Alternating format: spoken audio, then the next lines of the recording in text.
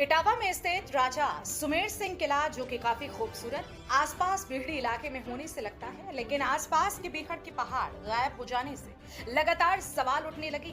उत्तर प्रदेश के पूर्व मुख्यमंत्री और समाजवादी पार्टी के राष्ट्रीय अध्यक्ष अखिलेश यादव ने अपने सोशल मीडिया पर पहाड़ गायब होने की जानकारी वीडियो पोस्ट करते हुए दी। उन्होंने लिखा कि कितनी सफाई से साफ किया गया है और शासन प्रशासन पर भी निशाना साधा।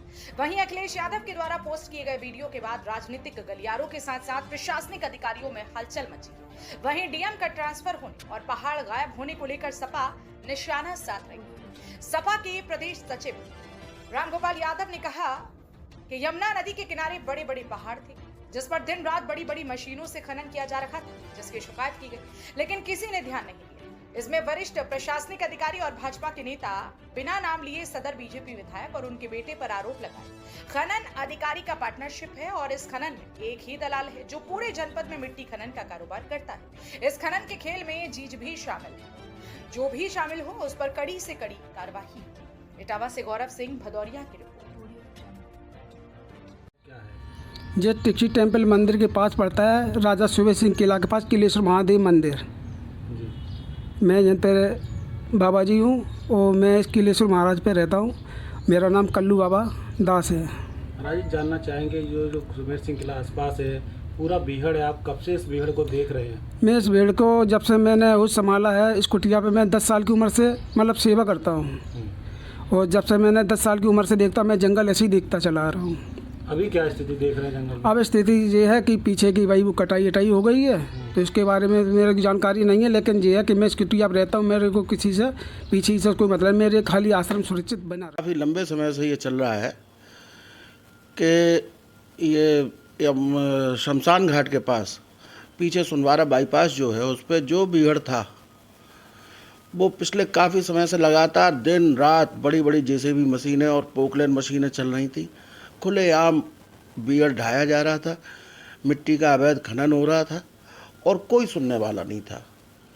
मैंने कई बार खुद इस मामले को शिकायत की प्रशासनिक अधिकारियों से, लेकिन किसी ने नहीं सुना, क्योंकि इस अवैध खनन को वरिष्ठ प्रशासनिक अधिकारियों का संरक्षण प्राप्त है। भारतीय जनता पार्टी के या की वरिष्ठ नेता के पुत्र का संरक्षण प्राप्त है, जिनके संरक्षण में ये सारा काम होता है। और जिला खनन अधिकारी का तो ये बताया जाता है कि इस पूरे काम में पार्टनरशिप भी है। और इस पूरे काम में पूरे जनपद में केवल एक व्यक्ति है जो इन सब का दलाल है, जो पूरा खनन पूरे जनपद में जितना भी मिट्टी का खनन होता है वो वही एक आदमी कराता है। अगर कोई किसान अपने खेत से मिट्टी उठाने के लिए परमिशन लेने जाए तो उसे परमिशन नहीं मिलेगी। वहाँ जिला खनन अधिकारी फिर उसे उसी दलाल का नंबर देते हैं कि इनसे बात कर लो, यही तुम्हारे खेत से मिट्टी उठाएंगे, यही डालेंगे तो तुम्हारा ये मिट्टी उठ पाएगी। ये स्थिति कर रखी लगातार, और एक जगह नहीं, जनपद में कई पॉइंट्स पे मिट्टी का खनन हो रहा है। सुनवारा बाईपास पे तो आप देख लो जाके, पूरा बीहड़ ख़त्म कर दिया।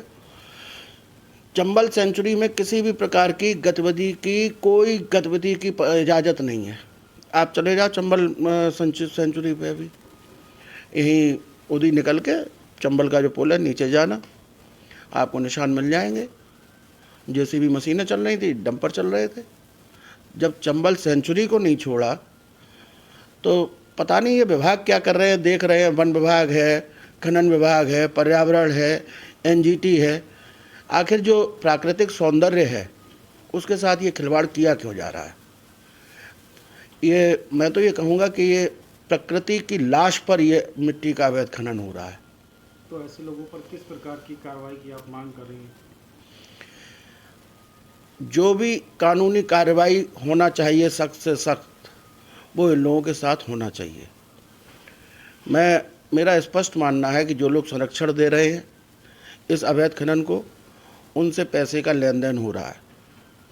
इस अवैध खनन को जो लोग सीधे कर रहे हैं, सारे विभाग जो इसमें होते हैं, चाहे वो वन विभाग हो, एनजीटी हो, पर्यावरण विभाग हो या खनन विभाग हो, उसमें जो भी नियमों के अनुसार कार्रवाई होती हो, मुकदमा लिखवा के जेल भेजना चाहिए और इनसे रिकवरी करनी चाहिए।